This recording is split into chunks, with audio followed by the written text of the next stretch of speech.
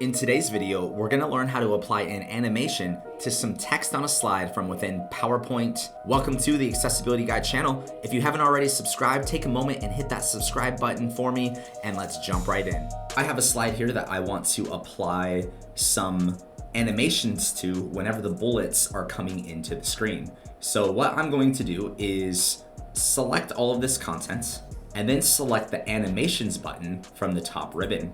Now I have a whole bunch of different animations I could choose from.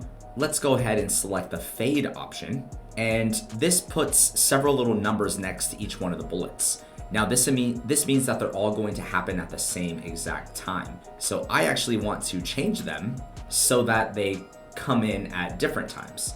I'm gonna move my floating head here and let's open up the animation pane. And there are several different options we could choose from under the timing section. Right now they're set to start on click and the duration is half a second. I'm going to select the second item, identify key, inclusivity, and universal design strategies. And right now it's set to start with previous. We're going to move that to on click. And then we're going to select the other three. I'm holding my shift key, selecting all of them, and we will choose on click. This will allow me to have them appear as I want them to. Now to view this, we can go ahead and start the slideshow.